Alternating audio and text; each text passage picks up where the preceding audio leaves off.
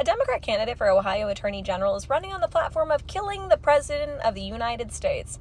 And if he's not arrested and prosecuted, it might just help his campaign. So this is Elliot Forhan, and he's not just some random lunatic threatening to kill the President of the United States.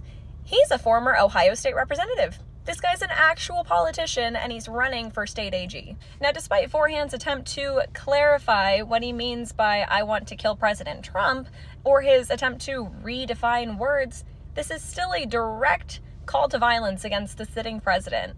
You don't get to walk it back or hide behind semantics. Under federal law, credible threats against the president are a felony, period. And when someone seeking to become chief law enforcement officer of a state makes that statement publicly, the legal threshold for scrutiny becomes even lower.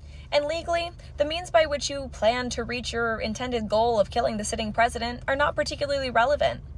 The standard is whether a reasonable person would interpret that statement as a credible threat, and any honest legal analysis would say yes. Now, if this were a Republican candidate saying anything remotely similar about a Democrat president, they would already be sitting in a cell, and we all know it.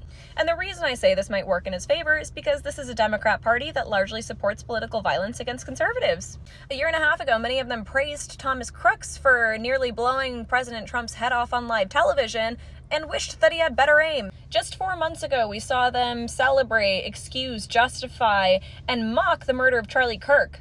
Most of us in right-wing media get death threats every day, and now we're supposed to take it lightly when someone running to be the top cop of a state says he's going to kill the president. We even just saw Virginia elect an attorney general in Jay Jones, despite the fact that he openly called for the murder of Republicans and their children in text messages. None of this behavior is acceptable, and it's certainly not acceptable from politicians. But not only have we seen the left not ease up on their violent rhetoric and desire to impose physical harm on their political opponents, since the murder of Charlie Kirk, they've doubled down time and time again.